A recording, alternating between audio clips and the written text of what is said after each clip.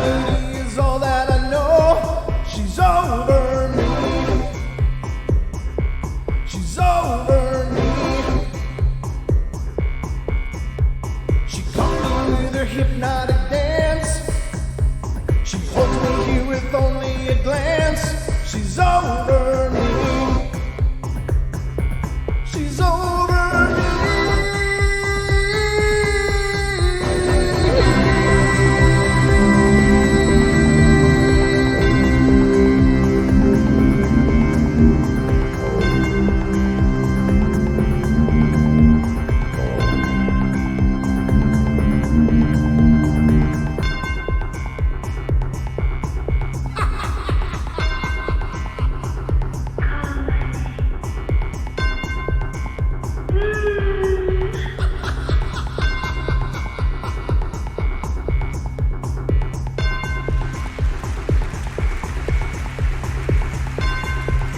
All right, ladies and gentlemen, welcome to the Paranormal Portal. I'm your host, Brent Thomas. These are the Bedtime Stories from Beyond, and I hope you had a great day.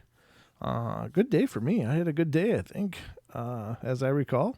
It was a lovely day, but we are back at it. It is the Paranormal Portal Bedtime Stories time. I don't know about you, but all I can say is I hope you're ready, because it's time for bed.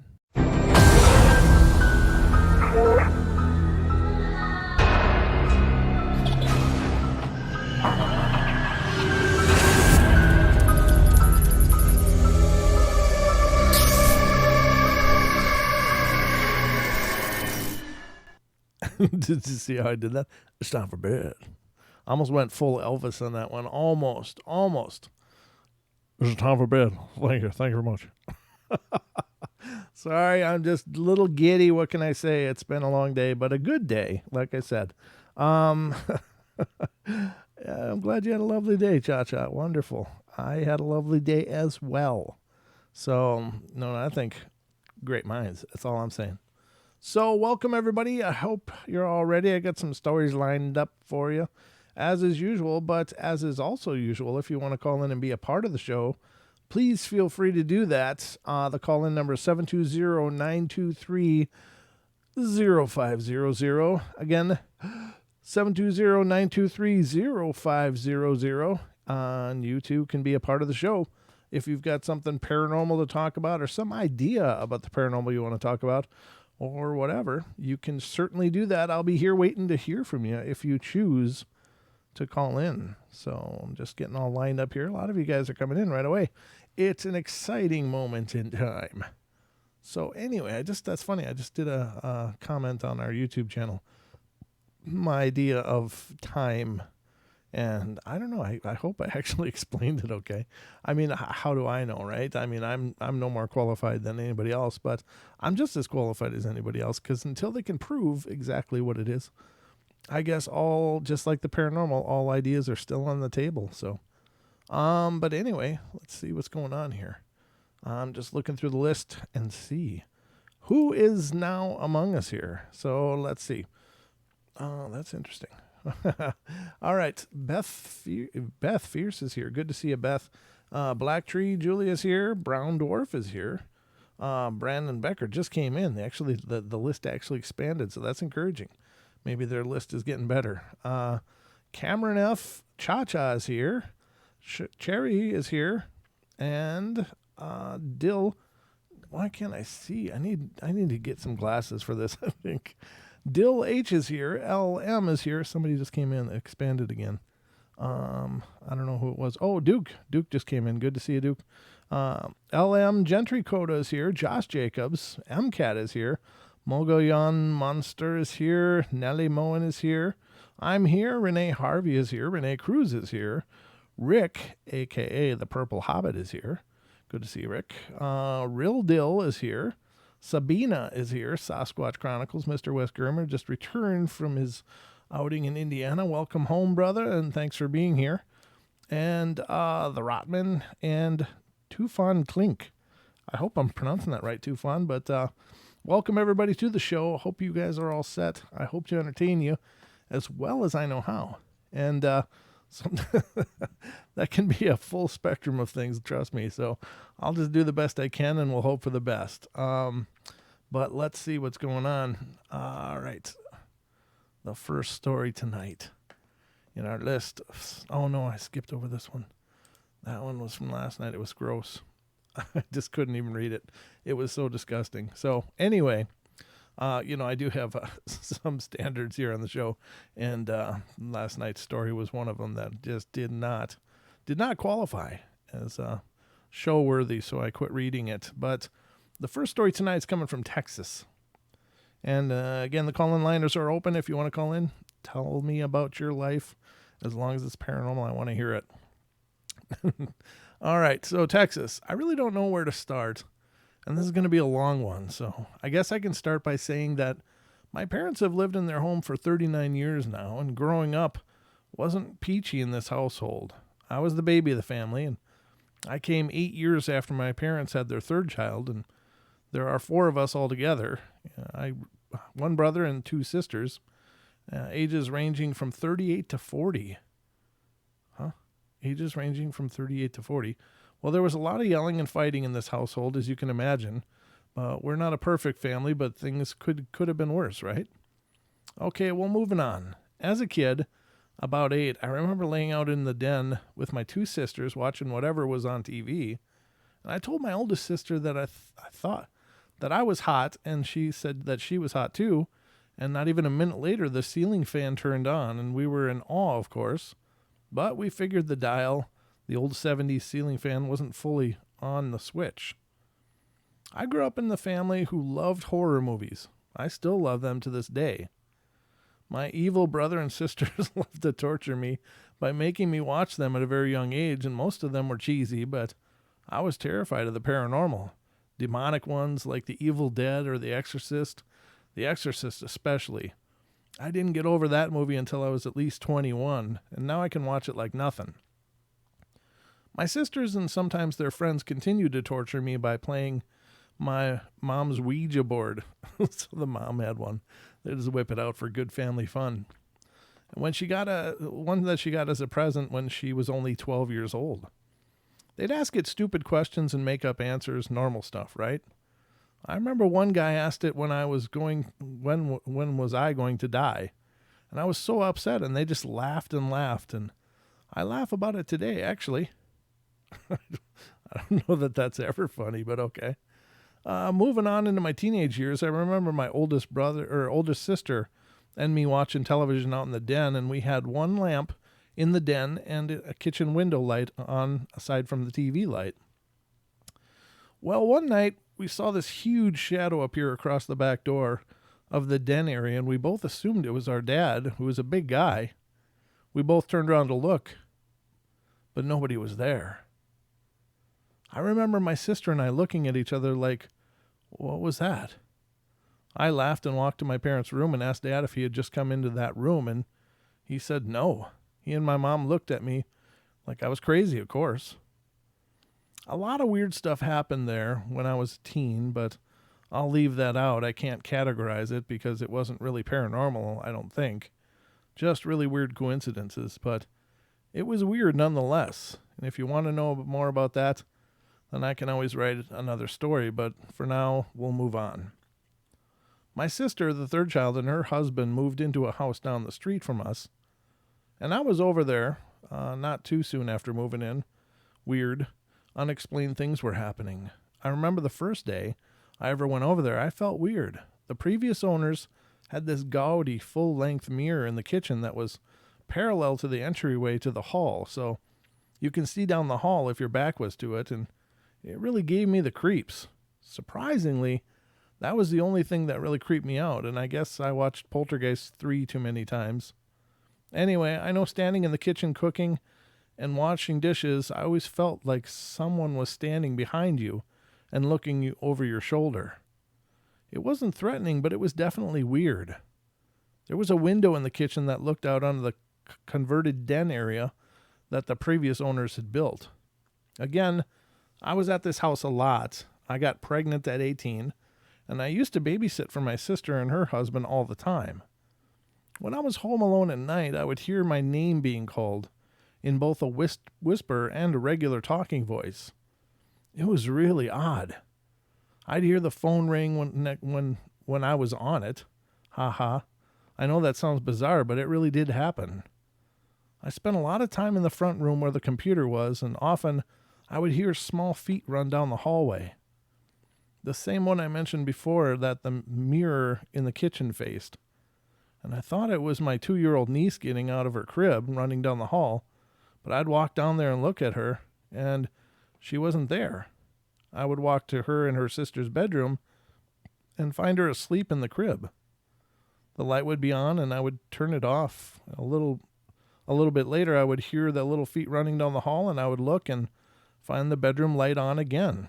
And this happened a lot. I finally just gave up on investigating and went on with my own business. One night, my sister had gone out with some friends and was out all night. Her husband worked graveyard, so I was there babysitting once again. I was sitting out in the den when I heard a clacking sound in the kitchen. It sounded like my sister walking into the kitchen with a certain pair of shoes she wore that made that sound, and I heard her call my name loudly. I might add, like she was looking for me. And I asked, "What?" Well, I got no answer. I got up and walked into the kitchen, but nobody was there. I thought maybe she was really drunk and passed out in her bed, but no one was in there either. The front door was still locked as well, and I thought maybe she had left again, but I really didn't think too much of it at the time. When she finally did come home, I asked her what she had wanted, and she looked at me weird, and I said, "When you came home, you called my name in the kitchen. What did you want?" She told me she had never come home. Well, I was a little spooked, as was she, but again, we just laughed it off, and she's told me some of her weird experiences too, but most of them are just like mine.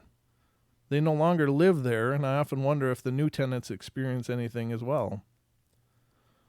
Well, I had my daughter in 1997. Nothing unusual really happened for the first 2 years of her life. And that, of course, changed. One day I noticed that when a toy rolled or was thrown anywhere my closet was, she would walk slowly to that area and run back crying hysterically. Of course, at the age of 2, she wasn't able to explain to me what was going on. And this really freaked me out, and I asked my sisters to come over and see what I saw. They thought it was weird too. It really scared me. I felt helpless because I couldn't protect her from seeing or feeling whatever was there. My sister gets this bright idea to do the Ouija board in my room. Zoinks. I was so against it, but they did it anyway. They closed their eyes and began concentrating. I don't remember what they asked the board exactly, but they both stopped breathing for at least a minute and had tears in their eyes. And when they came to, I told them to get the hell out of my room. I didn't want that crap in here. No kidding. Well, things got worse. My friend who was a skeptic saw a tall, dark figure in my house one night, and I about freaked and told her to stop lying. She swore up and down that she saw a dark figure standing in the doorway with a top hat on. Well, like a week later, without telling anyone what she saw, my sisters bring up some story about the shadow man that they remember encountering as kids. And they said he walked across the backyard in broad daylight, and it really freaked them out. And when they told me what he looked like, I told them to shut up, but they said he had a top hat on as well. I was absolutely freaked. My sister, closest to my age, was staying a week at my parents' house because she and her husband were fighting. And well, one night she had gone out with her friends and come home completely lit. She was staggering and slurring, and I laughed at her, and she asked me if I want to get high. Weed, nothing else. And I was like, yeah, okay. So we go out to the garage, and I take 2 hits off a joint, just 2, and come back in, and I'm feeling pretty relaxed, but I'm not stoned. We joke and laugh about whatever for a while, and time passes, and I get hungry, and she says she needs to use the restroom. I go into the kitchen, and she goes out of the room down the hall to the bathroom, and I begin heating up leftovers in the microwave, and I start laughing to myself because I thought of something funny about her husband. I don't even remember what it was. And I turn around wondering where she was because I didn't hear or see her walk back into the room, and a lot of time had passed. When I turned around, she was staring or she was standing in the doorway and looking forward at the wall in front of her, and she had no expression on her face. I looked at her and laughed, thinking, she is so trashed. She walks slowly, without staggering, to the couch, sits on the edge of the couch, her back straight, her knees together, and her hands on her knees, and I'm, of course, thinking, what the hell is she doing? Well, I go on and tell her what I was laughing about, and she's not giving me any response. So I call her name to get her attention. She turns her head towards me and says, yes, and then slowly turns her head back towards the TV that she had been looking at prior. Well, I start to get a little creeped out and ask her to stop doing whatever she was doing. I plead with her to stop messing around, and she just looks at me, and that look just cut right through me. I was completely terrified. I dropped whatever was in my hand and ran out of the room to my oldest sister's room, who was asleep, by the way, screaming and crying. She tries to calm me down, and I try to explain to her what had happened. Mind you, I was like 20 or so years old at the time, and I was terrified and in hysterics.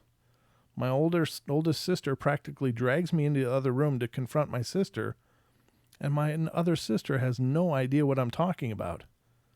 I didn't want to be anywhere near her. My oldest sister is trying to calm me down and tells me to breathe so I can explain what happened. I tell them both, and my sister freaks out, and she's scared because she can see how scared I am. My oldest, of course, thinks I'm nuts and is pissed that we both woke her up. To this day, my sister still denies being involved in any of that.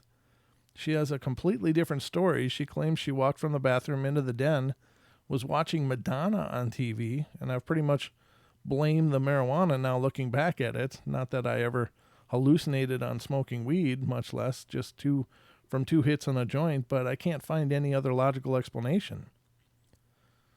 My oldest sister was skeptical about some of the stuff my other sister and I had gone through, and she really hadn't experienced much other than the big dark shadow in our den area. Seeing my daughter's reaction to that area by the closet and, of course, the shadow man, well, one morning I woke up to what sounded like furniture moving in another room, and I heard keys jingling as well, and I didn't think much of it. I thought it was my sister rearranging furniture. She's known to do that.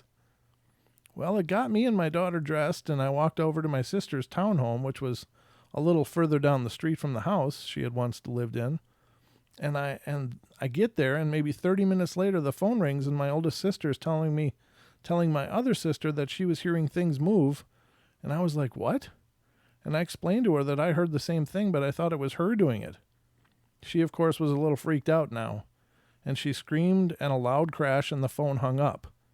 I don't know if she accidentally hung up or if it did it for show, but nonetheless, the connection was lost.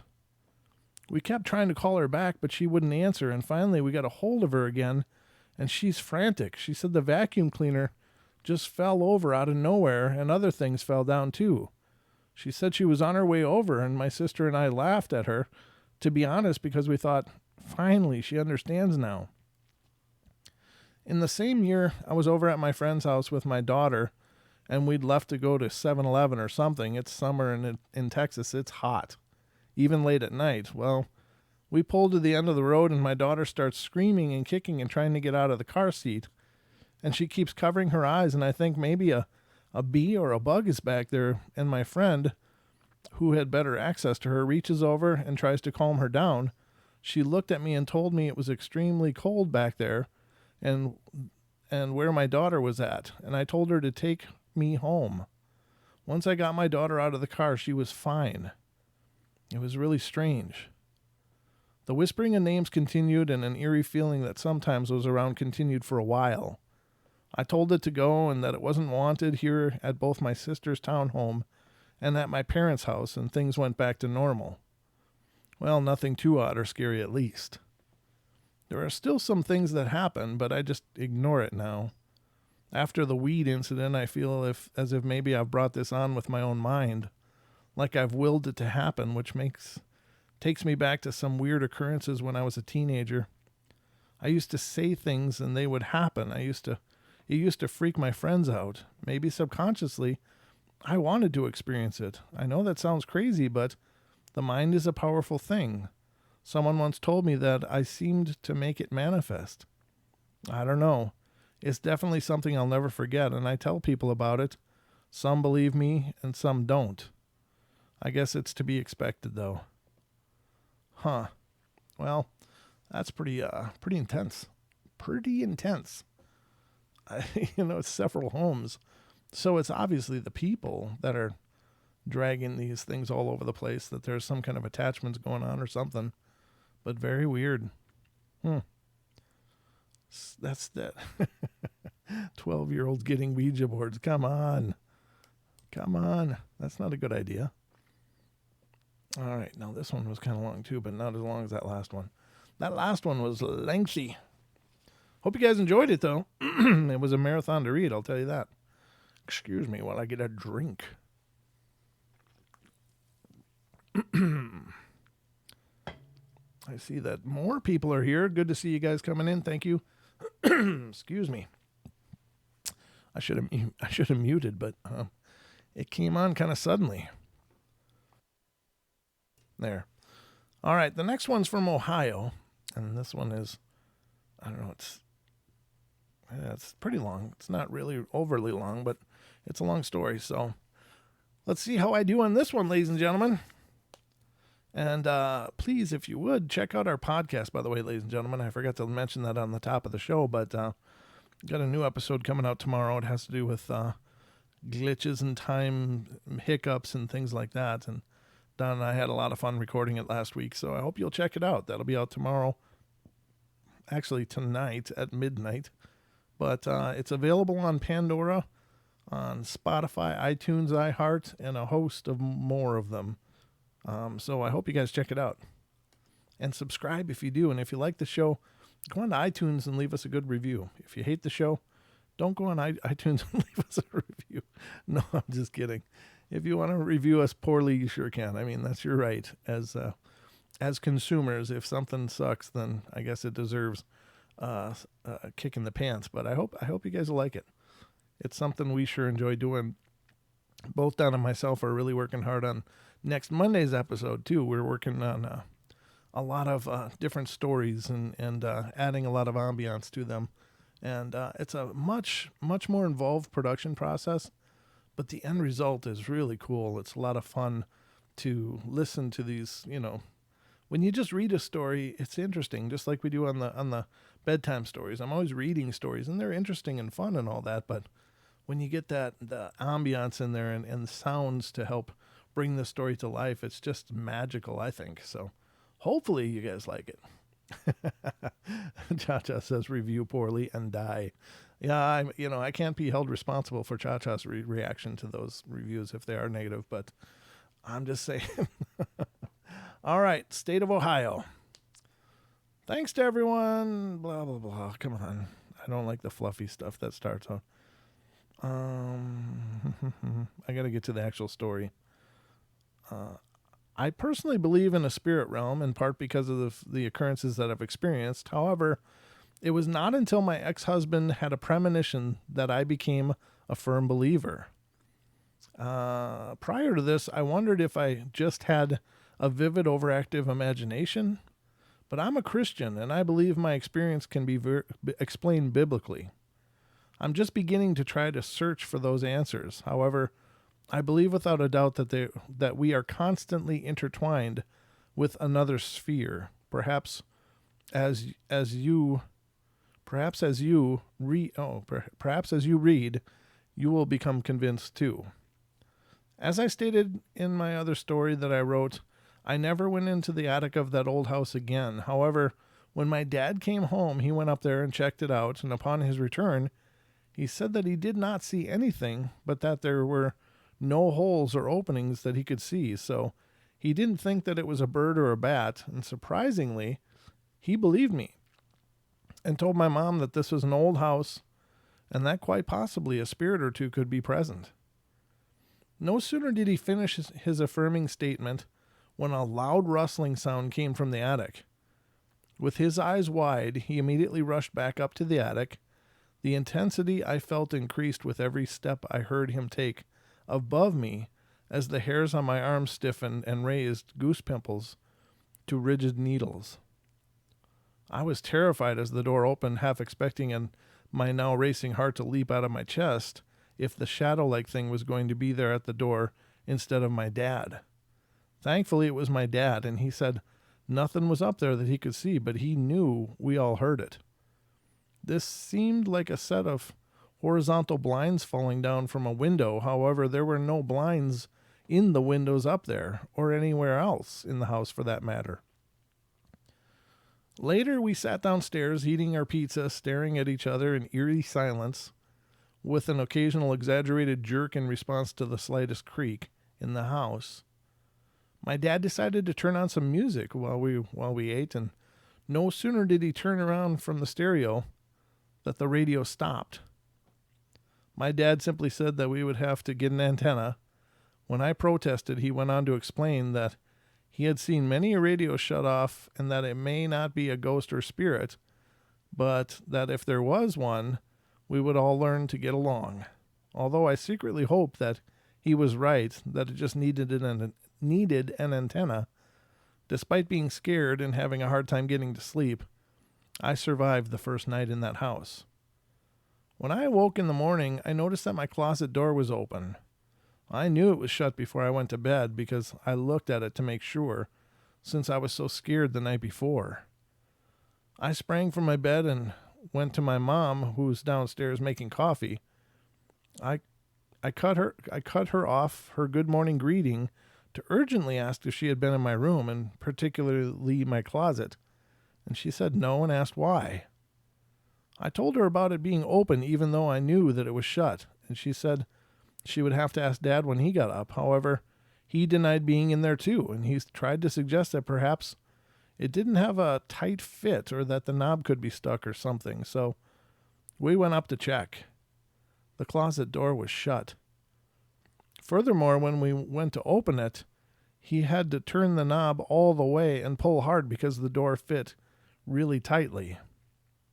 Thankfully, nothing came flying out. At that point, he told me that he thought I was playing up the ghost thing. However, after my insisting that it was not me and that I was absolutely sure without any doubt about it being closed when I went to bed and open when I woke up, he admitted that the door does shut firmly and it should not open up by itself.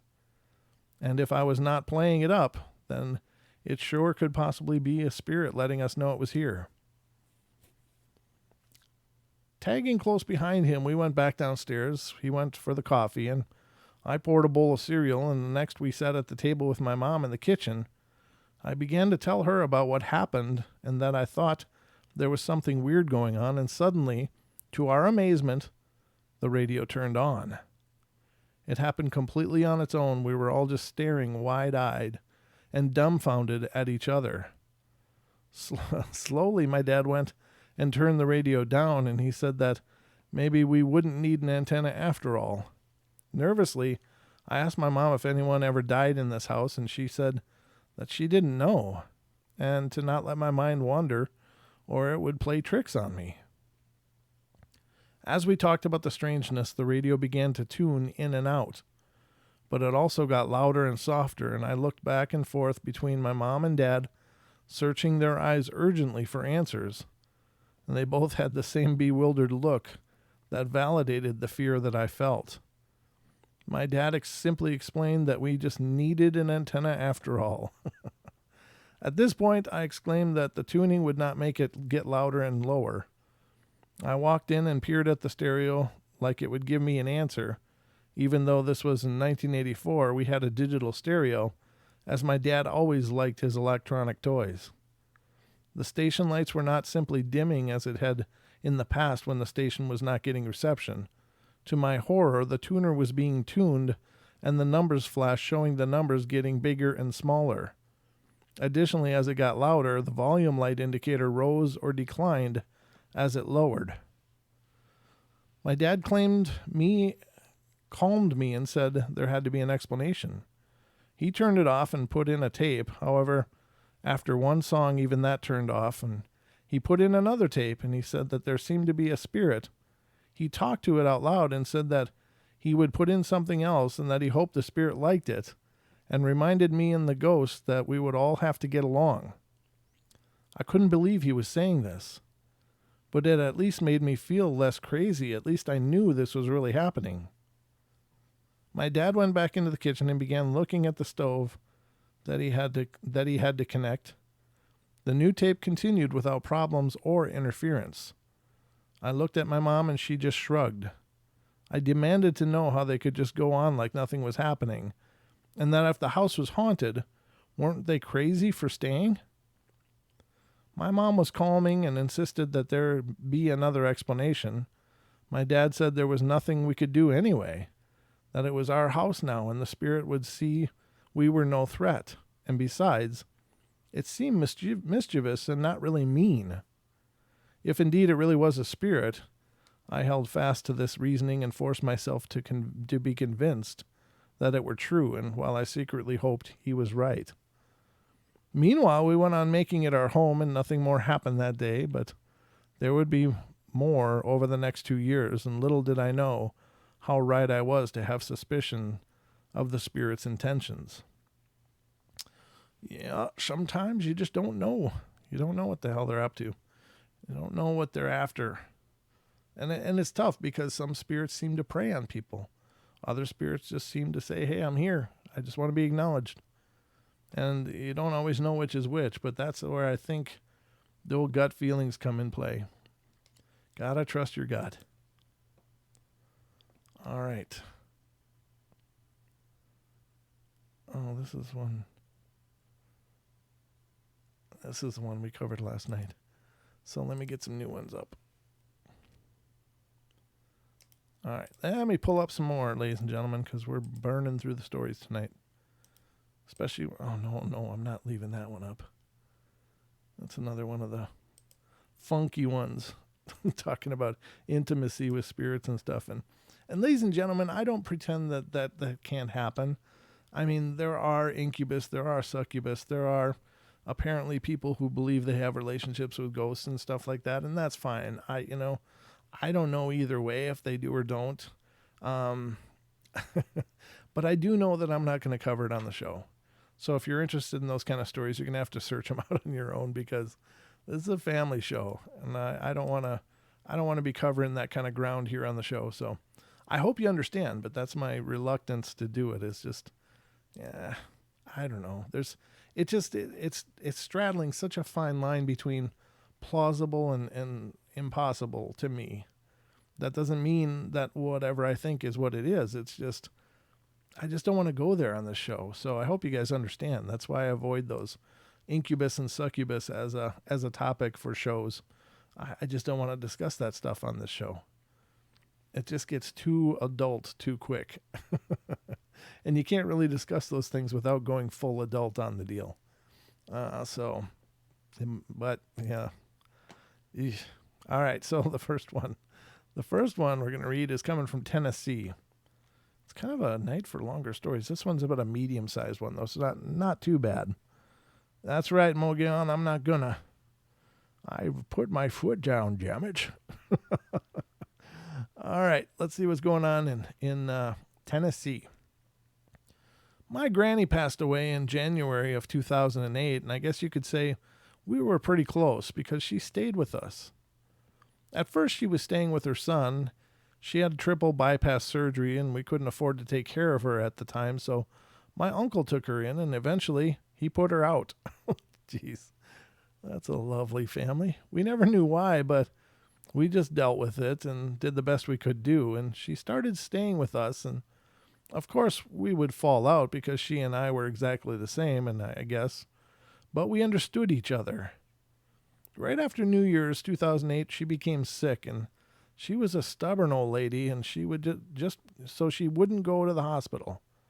And one day it got so bad that I called 911, and I felt guilty because she had fallen in the floor, and I was upstairs and she was downstairs. I couldn't hear her calling me, and I couldn't hear my phone when she called. When she finally got up, I went downstairs, and she was sitting on the floor just picking stuff up off the carpet. I asked her how she got there, and she just said, I was trying to get to the couch. I was scared to move her, so I just called 911, and they came and took her to the hospital. I had to call my mom so she could come home so we could go to the hospital with her. When we saw her, she was talking and laughing, but they wanted to go ahead and take her to the hospital to make sure she was okay. The weirdest thing happened while we were there with her.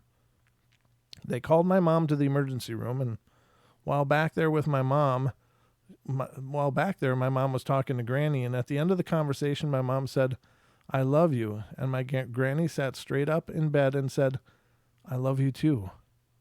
But the scariest part that my mom said was when she said it again, it was like she wasn't even talking to her. She was looking past my mom like she wasn't even there. My mom came back and told me this, and when she told me, I knew what was going to happen. They found out that her potassium shot up so high that it turned into poison. They were doing dialysis to get the poison out, but she wasn't responding anymore after the first day, and the second day she still wasn't responding. The doctors didn't know what was wrong with her. The third day was the same. The fourth day they ran tests and found out that she had a stroke and was brain dead. That was weird. I heard something again. My mom decided my sister and I should be there to watch her pass at 64 years old. Of course, I stayed and watched to be strong for my mom, but after all of that, that's when things started to get a little crazy for me. I was fine the whole month, but after that I started having dreams about her. One dream I remember was that she was with all of her children and grandchildren and so on and so on. Altogether, there were 5 generations. Nobody in our family has seen 5 generations.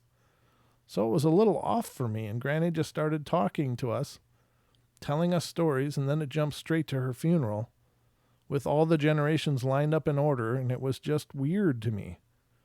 Some dreams I would wake up with cold sweats, and others I would wake up crying. I don't know if any of the dreams are significant, but they sure do get to me. Out of all the dreams I have, I always remember the ones with Granny, and I've asked my mom about them, and she says Granny is just stopping by to say hello. But my mom doesn't have the dreams, and my sister doesn't, so I guess what I'm trying to figure out is, why me? Maybe you got the gift, girl. Maybe you are the one with the gift that can pick up the dreams. There is a caller. Let's see who's calling us today. Hello, area code 360. You're on the air. What's going on, Brent? It's Wes. How are you, man? Hey, brother. I'm good. How are you doing? Welcome home. Oh, thank you. Thank you. I know Brown Dorf was asking me if it was really me in the chat room. Oh. And hello, Brown Dorf. It's really me. But I'm calling in from my phone. Can you hear me okay? Yeah, I can hear you great. Yeah, perfect. Okay, perfect. Yeah, no, I don't want to bother you. I didn't know. I was debating whether to call into the show or not because I know it's paranormal, and I just got back from my my trip to Indianapolis. I know I called in before I left, and you seem kind of bummed out tonight. You okay? You kind of tired? Oh, no? me? Good? Yeah, I think I'm okay. It's just been a long couple of days. I don't sleep really good, and I think it's getting kind of cumulative for me. So I'm doing the best I can, though. Oh, I guess. So, yeah, you need to drink more. Yeah. I do. You're probably right. So how was the trip? Yeah, no, man, it was great. It was great, and I'm sorry to interrupt the show with my boring stories, but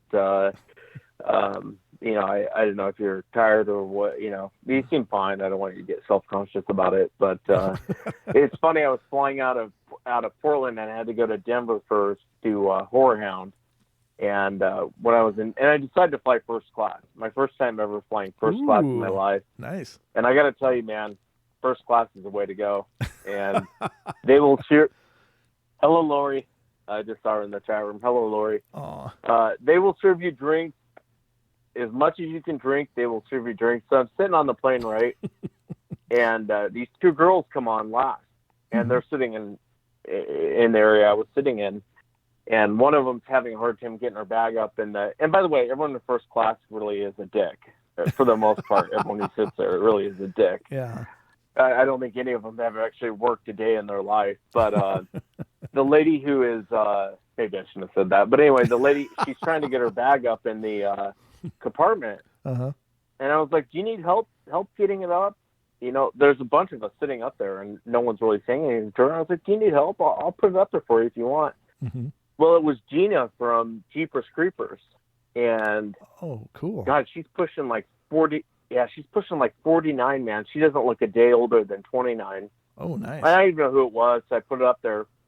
Well, her friend comes and sits right next to me, and her friend is, I'm like, God, I know her from somewhere. I was like, we've met before. I know I've met this person before. Uh-huh. And I'm looking at her, and I'm like, who the heck is this? And it was, you ever watch Saved by the Bell? I know you and I are around the same age. Yeah. You ever watch Saved by the Bell? Yeah, absolutely. Jesse from Saved by the Bell, Elizabeth Berkley. Yeah. It was her. Oh, cool. And I'm sitting there, and finally I look over at her, and I go, is your name Elizabeth? And she turns around and goes, yes. And so I introduced myself, and I put her friend's bag up, and I introduced myself to her, and I said, I didn't want to say showgirls, because I'm sure every guy in the world says showgirls to her. So I said, Saved by the Bell. And I was like, well, it's nice meeting you. And, I went back to doing what I was doing. And she was like, what do you do? And I was telling her about the podcast. She's like, oh, my dad's really into Bigfoot. Oh. He listens to all the shows. I'm sure he's probably heard your show. Uh-huh. And we got to talking, but it was funny because we got to talking about podcasting. And she's like, I really want to start a podcast. How do I start a podcast? And she couldn't have been nicer. Elizabeth Berkley, hands down, one of the nicest celebrities I've met. Very down to earth. Told me about her son. Oh, cool. Told me about, all sorts of things. And she was mainly asking me 1,001 questions about podcasting, but she couldn't have been nicer. Nicest lady on the planet. Oh, very cool. And yeah, we were drinking it up, flying into Indianapolis. And Indianapolis, by the way, beautiful town, beautiful people, great food. Mm-hmm. It was funny how when you drive down the streets of Indy, everyone waves to each other. Oh, really? Which I thought was weird. I was like, why are people waving to us? And I just kind of noticed it's like it's a weird thing in Indianapolis. Why? Sorry, I'm trying to read the chat too. Oh. How they wave to each other. Right. It's just kind of a weird thing, but spotless, town is spotless. Love it. Can't wait to go back and actually just visit, not work, but just actually visit. It is flat, like you said, Brent. Very flat. There's no mountains, no major forest, no nothing there. But the people are awesome and had a great time. Bob was there. Met Giorgio from Ancient Aliens. The guy. It's like, I'm not saying it was an alien, but it's an alien. Nice guy. Yeah. Met everyone. Yeah, man. Had a great time. A great time. You guys will have to next event like that. You guys got to come, man. Dude, you guys should come as my guest next one I go to. I'm in. I'd love to be there, brother. It'd be an honor. How did Bob do? Did he fly first class with you then, or did he travel separately? No, he flew in, and again, it was my first time flying first class. So I don't want people to think like I fly first class all the time. But Bob flew in, and no, he flew in just for the weekend. He was doing well. He's doing good. He's talking about getting knee surgery. Oh. Okay. And why he was kind of taking a break away from the spotlight for a while to get his knee worked on. So. Oh. Okay. He may be. I worry about Bob. I try and take. What are you saying, Bo? I said he may be back then, right? After the surgery? He may come back. It depends. Yeah.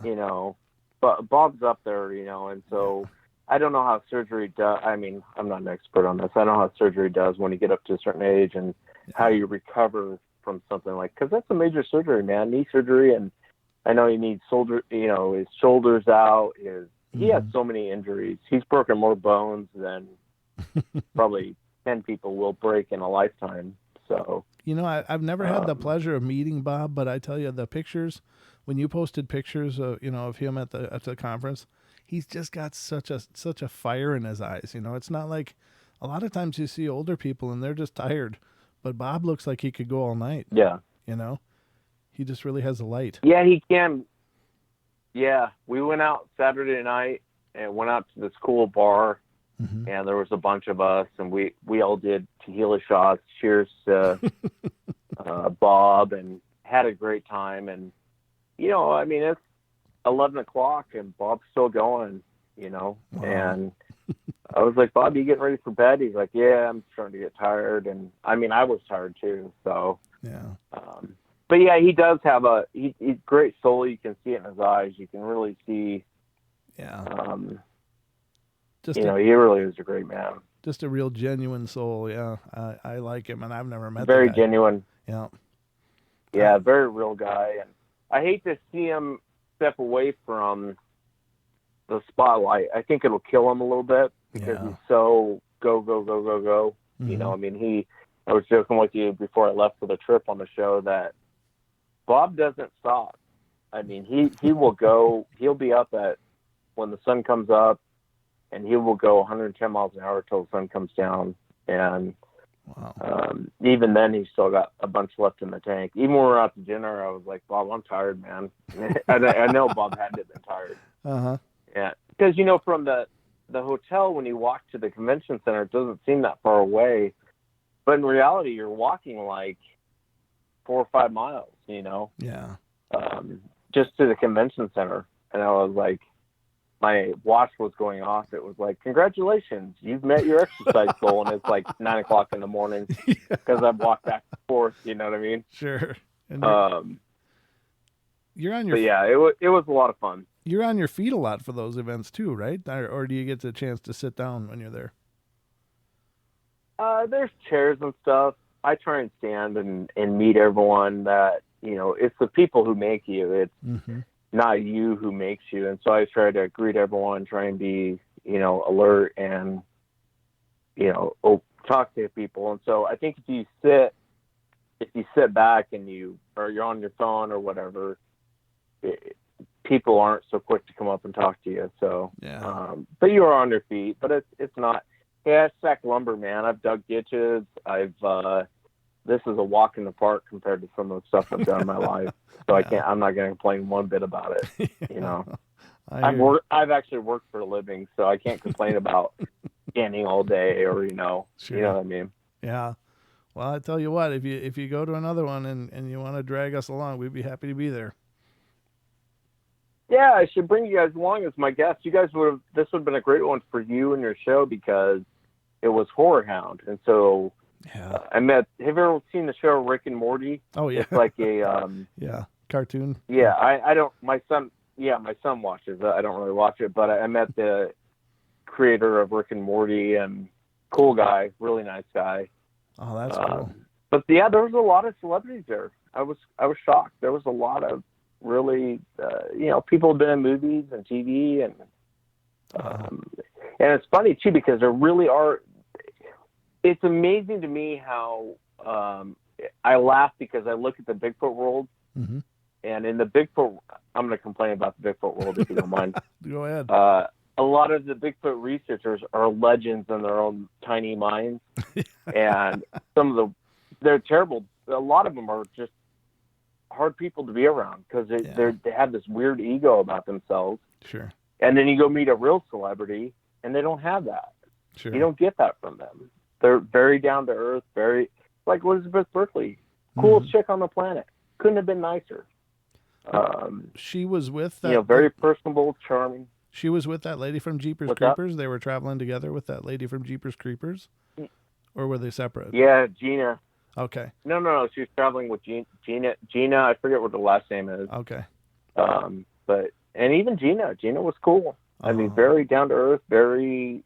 You never even know they had money or were celebrities. Just very humble, cool people to hang out with. Very like talking to humans.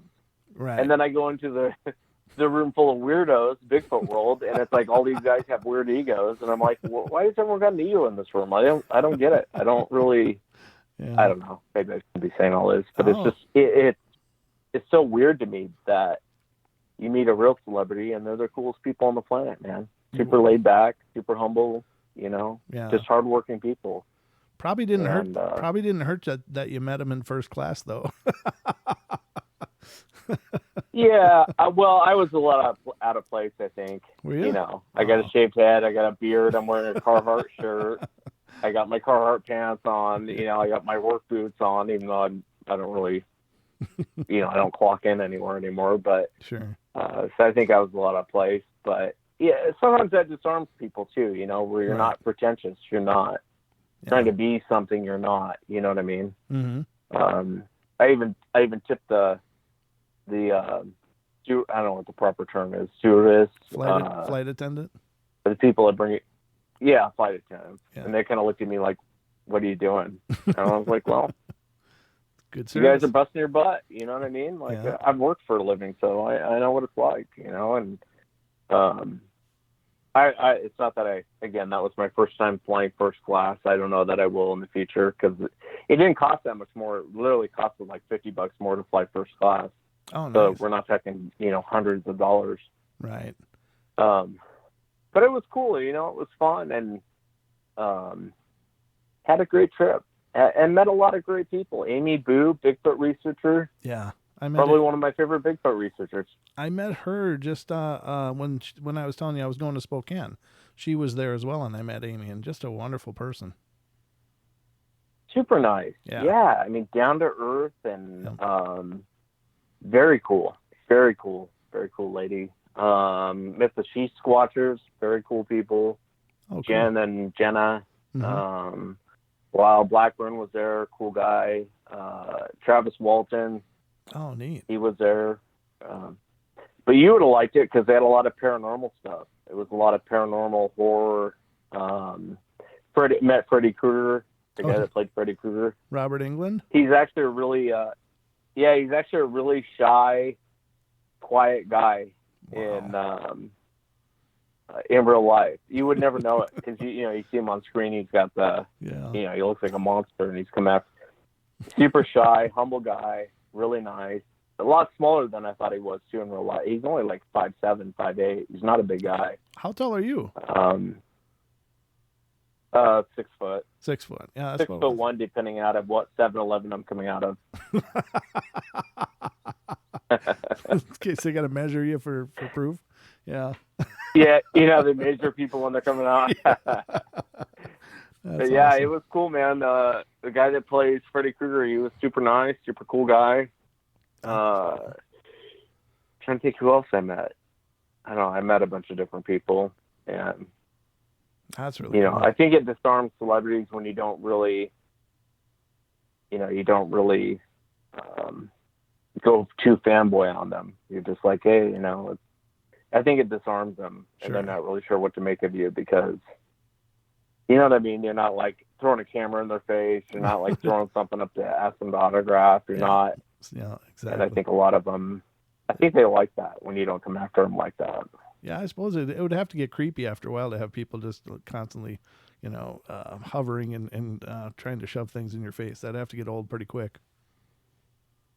Yeah, and I'm sure a lot of them get asked the same questions over and over and over again. Right. So they get tired of answering. But it's West Sage from Sasquatch Chronicles. Yes, who's on the call? Sorry, I'm reading the chat room too. You're co-hosting. But yeah, man, had a lot of fun. When are you going to be on the show with me here? I got to get you on. We talked about it about 6 months ago. Yeah, let me know, man. I'd be happy to come on and chat with you. Whatever you want to chat about. All right, brother. That sounds like a deal. I'd love to see you on the portal, man. That'd be an honor. Yeah, I mean, you got my number. I do. I burn it up quite a bit. I give it to a guy named Bingo. I'll give it to you. I'm just joking. Anybody can have it. Yeah. Anyway, if a guy named Bingo has it, anyone can have it. Oh, well, no, it's cool to hear from you, brother. I'm glad you had a good time, and feel free to call in anytime. It's just great to hear from you, and I like hearing your stories too, so feel free. Yeah, I feel bad I didn't want to burn it up. I know you're reading stories to people, and I thought I'd come in, and sometimes it's nice when you're sitting there and I know you're getting down on a few minutes here, but I know when you're reading stories, and after a while you just, I thought I'd break it up for you. Hopefully the audience liked it. If not, sorry guys. Sorry everyone in the chat room I called in, so I apologize. No, it's really good to hear from you. It's great. But, anytime, man. You're always welcome here on the portal. Yeah, absolutely. I appreciate it, brother. I don't want to hold you up. I think your show's about to end. So thanks for taking the call. Sorry, everyone, to take up the time. Thought I would just call in. Oh, and great. Love everyone in the chat. Hope everyone has a great night. Brent, I hope you have a great night, brother. You'll definitely have to come as guest with me on the next one. I'll probably go to Comic-Con. Oh, God. I'm not sure yet what I'm going to. Something like that. But I'd be a hell of a it'll be Comic-Con fun, guest. whatever we do. I'll be a hell of a Yeah, we'll Comic-Con do a little guest. work in the... Yeah. Yeah, we'll shake hands during the day, then we'll go out drinking at night and have a good time, man. See the town. Sounds good, brother. I'm in. Count me in. All right. All right, guys. Well, have a good night, Brent. Have a good night. Mongolian Monster, have a good night. Ella, have a good night. I will see you guys next time. Thanks, Brent. All right, brother. We'll talk to you soon. Ladies and gentlemen, Mr. Wes Germer of the Sasquatch Chronicles. It's always really cool that he calls in. It just, but he's been a great friend of the show for a long time. He's really helped me out a lot in the podcasting world as well. So it's an absolute honor when he calls in. But I guess that is going to do it, ladies and gentlemen. I hope you've enjoyed this journey. It ended with an epic phone call. That was great. A great ending to get some updates on the conference that Wes went to, and hearing about Bob and hearing about it all. So I hope you guys are doing wonderful. I'll be back again tomorrow night with Dawn, and we will get into our 2-hour show. So I hope you guys will join us then. I'm going to release the videos that I took from the investigation at Coloma, the ghost town. I had took 2 videos. One is an investigation we did at the graveyard during the day, and you guys haven't seen that. And then another is an investigation in the Coloma proper, the ghost town itself, in the daytime as well. And it was really active. We got a lot of wild stuff coming through. And then I just talked to Dan Pruitt, who joined me on that investigation, and he's going to come on in the very near future. And we're going to discuss all these events, and he's going through a lot of the evidence that he collected as well. So look for those to appear on our YouTube channel some points, probably tomorrow.